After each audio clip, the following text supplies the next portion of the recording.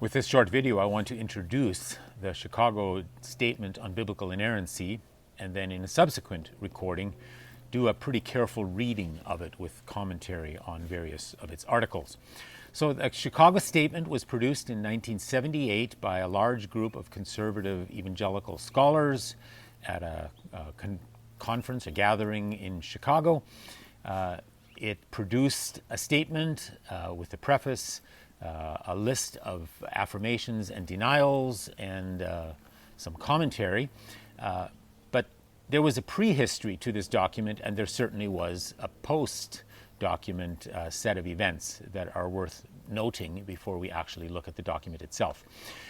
During this time period, that is in the 1970s, what was going on was what has come to be called the Battle for the Bible. That was in fact the name of a book by Harold Lindsell, in which he was arguing, along with many other people, that unless we have an appropriate conviction about the inerrancy of Scripture, we are not faithful to what the Bible claims for itself, to what God claims for the Bible, and then we are inevitably on a slippery slope that will lead us away from acceptable Christian understanding and practice. And so the watershed issue was, do we or don't we believe in the inerrancy of Scripture?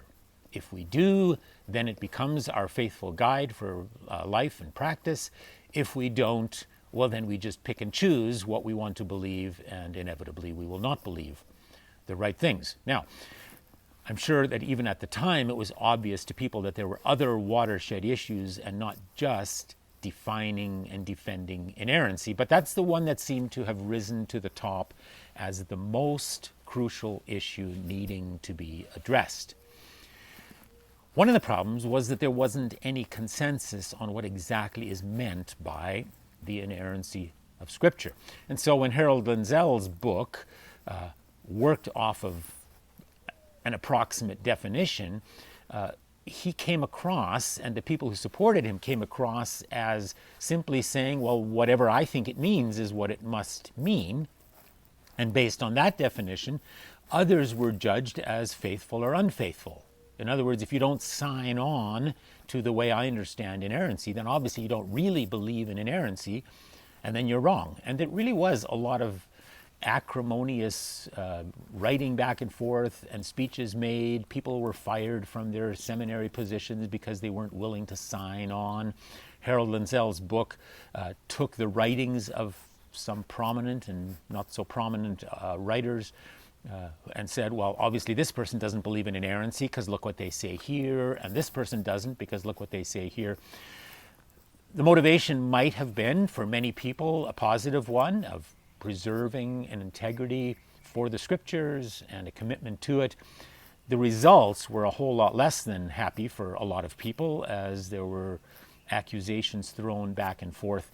And so in this situation, clearly something needed to be done. And what this very large group of scholars decided to do was, under the guidance of a few people who led the process, call together a group and say, we need to hammer out a definition of biblical inerrancy. What do we actually mean by that? Can we reach consensus about it? Can we then say, this definition is an acceptable enough definition that it's fair to say, do you or don't you believe it? If you do, then you're in the camp of those who believe in biblical inerrancy. If you don't, then clearly you are not.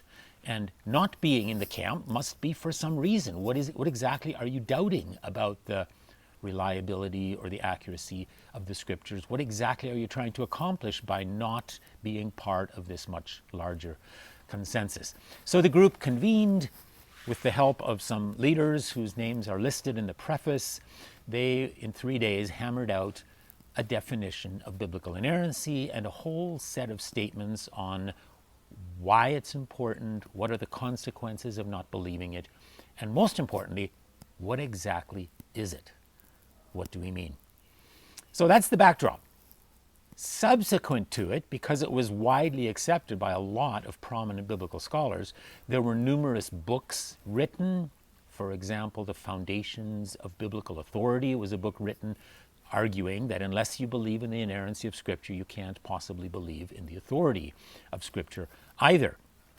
Then there were books like God, Revelation, and Authority. There were books like Inerrancy by Norman Geisler, places where the Chicago Statement was both used and then developed, etc. So books and articles followed, but a lot of other things followed as well. Now that there was a widely accepted definition, it was actually possible for boards, seminary boards, to go to their faculty and say, we have decided that this is an acceptable definition that we want you as a faculty to endorse in your teaching. Do you or don't you sign on to the Chicago Declaration? And some did and some didn't, and some were fired, and some seminaries were disowned by their denominations for not signing on the dotted line.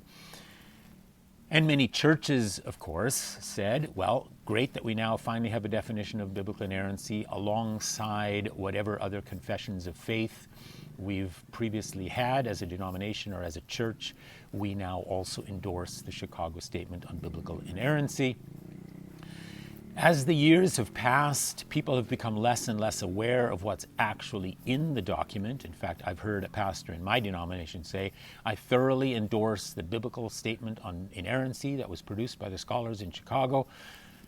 And I asked him if he'd ever read it. He said, no, but I'm pretty sure it must be the right one because it's the one that stood the test of time. I mean, basically, people don't know what's in it, and yet they sign on as if this is now the final word. So I think it's worth looking at because its prehistory is often replicated in the smaller stories that some of us face in our churches and in our denominations, where people fight over what we mean by the inerrancy of Scripture.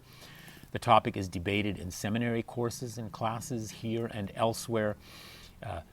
The attitude of this is the one right answer, and if you're not going to sign on, then you obviously don't really believe in the Bible, is one that has lived on through the decades. And it just seems worthwhile to take some time to look at something that has had a massive influence on conservative Christian theology. Do we or don't we think that this way of doing theology is a good thing? The boundaries that it sets are good boundaries, or even good to have boundaries? Do we or don't we have the approach to Scripture that lies behind the statements made by this group of scholars? Just briefly, what has been Fresno Pacific University's specific response to this, and then I'm going to give a break for you to read it, and then we'll do a close reading of it in this form. So one of our professors at the time was present in Chicago. One or two of them signed the document, either at the time or subsequently. Our denomination put pressure on the seminary to say you need to sign on. There was resistance at first for a variety of reasons that we'll discuss later. Ultimately, those in leadership at the seminary said, well, when we take into account the incredible amount of liberty that these scholars take in figuring out what they really do and don't mean by biblical inerrancy, if they can do it, so can we. We're going to take the same liberty to say, yeah, well, we really do sign on with all sorts of caveats that are either explicit or implicit, just the way they did. And so the seminary did sign on. As far as I know, it's never since then carefully scrutinized whether any of its professors do or don't endorse this particular statement on biblical inerrancy. Much more important in our context is that we're held to the confessional statement made in the Mennonite Brethren Confession of Faith, which deliberately avoided using the word inerrancy in order to stay at least at arm's length from this debate.